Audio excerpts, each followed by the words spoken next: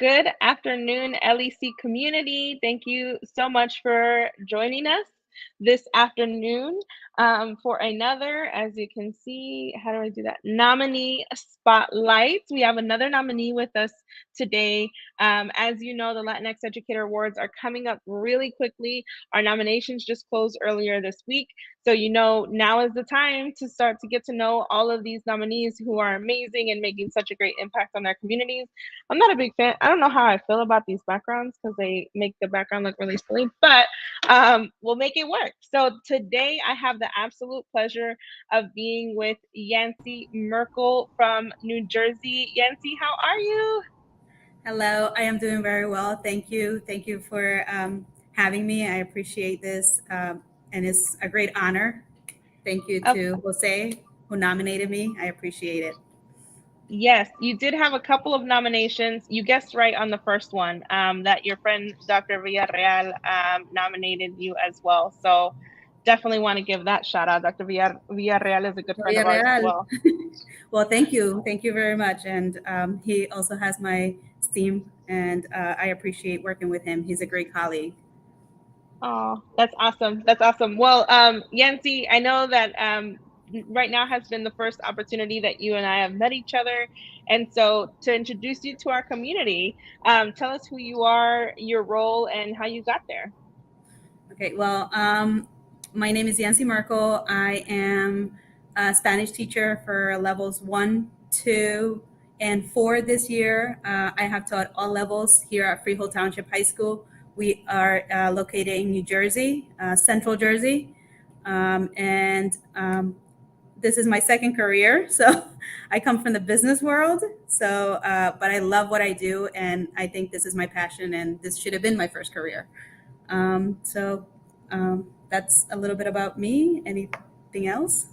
Yeah, I love that. I love when we steal people from other careers because the teacher bug, sometimes some of us go one route and then we realize like, you know what, I really want to go do that. So I'm really happy that we have you. Thank you. I'm Yes, of really course. happy I'm here, and I'm enjoying. I've been teaching at Freehold Township. This is going to be it's my 10th year, and I love the community that I'm in. I love teaching my students, um, so I enjoy what That's I do. that's awesome. I'm so glad to hear that. Well, as we talked about earlier, one of the people who nominated you was Dr. Villarreal, and you were nominated for. Let me make sure I get it right. Um, I'm having lots of conversations this week and beyond, so that's been really exciting. You were nominated for Educator of the Year under the community. Community is one of our values here at the LEC, and Dr. Villarreal nominated for you for that. Some of what he said is that Senora Merkel goes above and beyond to support all students and coworkers, from leading meetings, PLCs, to supporting new teachers. Senora Merkel builds bridges between staff members and the school community. She's the advisor of the Spanish Honor Society, Spanish Club, and Hope to help advocating for students' growth and development with the community. I mean, how does that make you feel to have that kind of recognition be said about you? Well, I really appreciate it, and like I said, it's not hard to work with the students who want to help other people. The main idea of our Spanish club is to learn about the culture and keep them um, eager about learning where we come from. I feel very passionate since I am Salvadorian, and that's my culture, my background, and I want to have them learn that too, not just from El Salvador, but all the different Spanish-speaking countries and all the traditions and the different things that we bring in, and it's like a melting pot. So with the Spanish Club, we do a lot of fundraising to help other countries and to help within our community also. So, you know, Dr. Villarreal started working with me in the Spanish Club, and we had a great event last year, which was Cultural Night, and where kids of different cultures came together, and they read poems in Russian and sang in Italian, and we had food. So it's bringing all those cultures together that makes this so enjoyable. Mm. with the help we help to club is kind of the same idea. We started that with a group of IB students. We are also an IB school, international baccalaureate program, and I am one of the teachers and advisors for the cast portion of it. So I'm one of the Spanish teachers for that program. So that's how we started the We Help To Club, and that club is we fundraise for two different organizations, which is we help students in Uganda mainly to get education or to with prosthetics for some of the kids in countries that there's wars going on and they need prosthetics. Mainly the last couple of years we have concentrated in education since we are students and trying to advocate for that. The Spanish Honor Society, I just became the advisor about last year was my first year as a full advisor. I have been co-advising the Spanish Honor Society, but I have taken it into a different route where we're fundraising to create a scholarship for a graduating senior. So that's one of the goals and one of the things that, and I think that's why he's thinking, Dr. Villarreal said, community, because that's what I'm trying to build with my students. That community of showing and helping each other be successful. I guess from where I come from, that's what we do. So thank you. Well, I mean, I love all of that. And for people out there listening, if you need any argument for why we need to have better teacher pay and better teacher appreciation and better teacher recognition, this is a wonderful example, right? Because teachers don't just do instruction, and you're a wonderful and amazing example of that. And I want to thank you all the way from Kansas City, Missouri, for the efforts that you put into your students, because being affirmed and feeling like your identity is isn't a negative aspect of your life, that you can express yourself and speak your native language, and whether that be Russian or Italian, right, and all of these different cultures. That's amazing. I very much appreciate the work that you're doing. Thank you. With that being said, my next question is, data shows that Latinx representation in schools matters, and that we're struggling with that, right? What impact do you see yourself having on your students?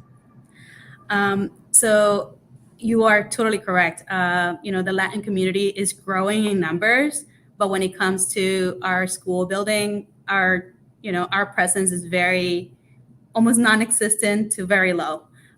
We are very happy. I'm very grateful because we do have a community here that is welcoming and encouraging.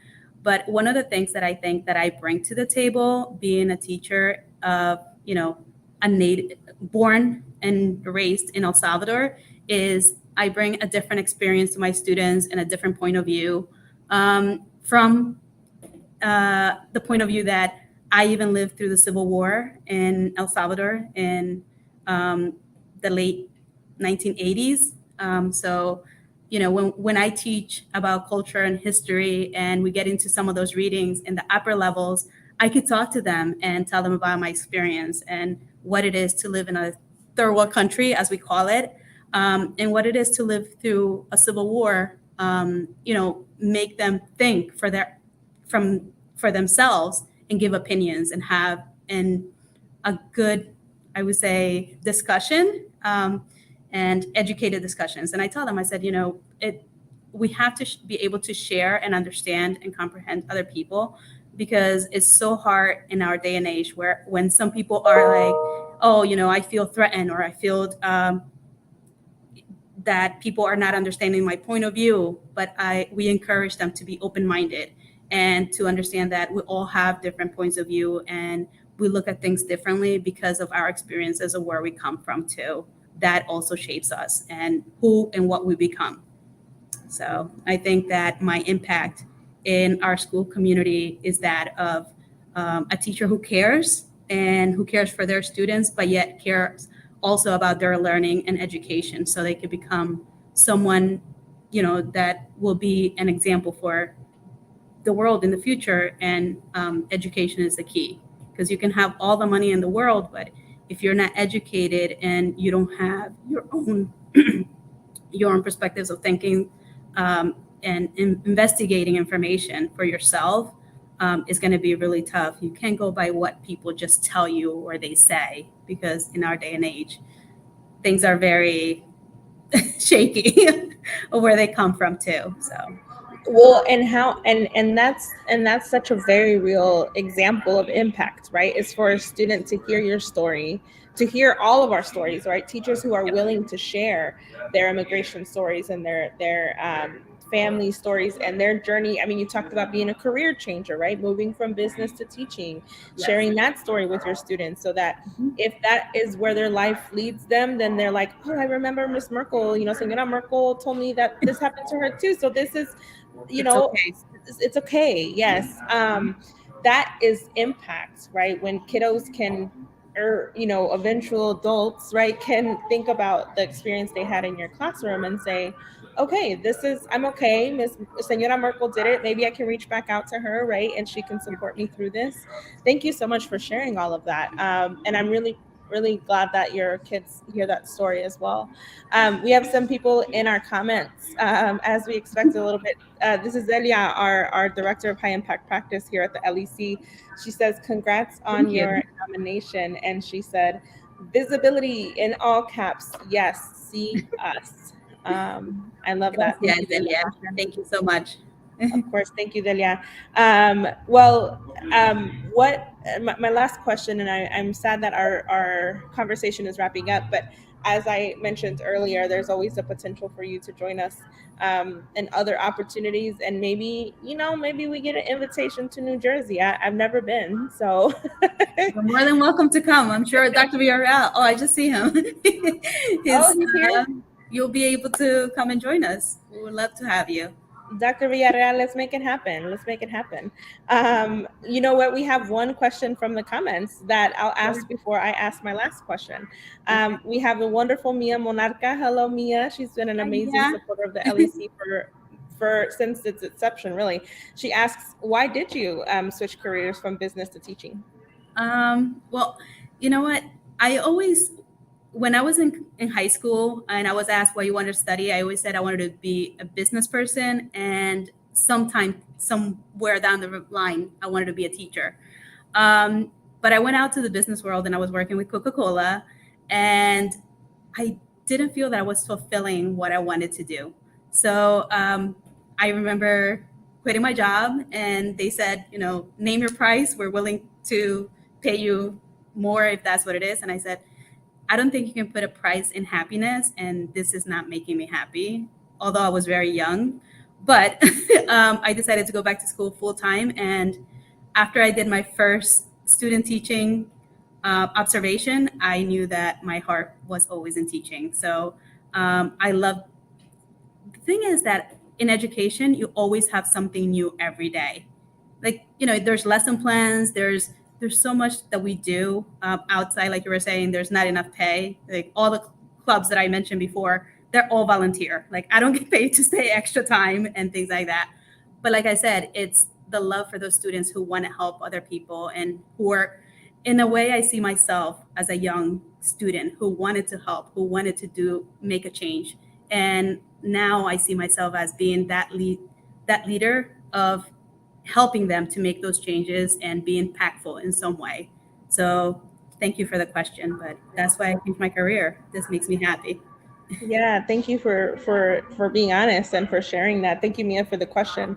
I think, like I said, going back to your nomination, right, and the impact you're having on community, and impacts. We've said that several times in our conversation.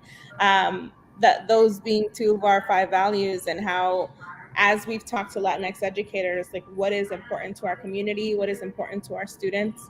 I'm very excited to hear that those are important to you. Thank you so much for your commitment. So my last question is, and I think you've answered it a little bit as you've been talking, but what keeps you going? This isn't an easy career. Teaching is very difficult, and with all the hats you wear, I'm sure you are spread thin sometimes, right? So what is it that keeps you going?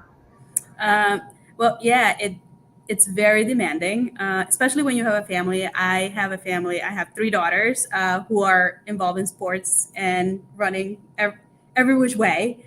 But I also think of my own family and what I want the values for them to have and to see, to be committed and to also help other people. So when I look at my students, I always say my students are an extension of my family.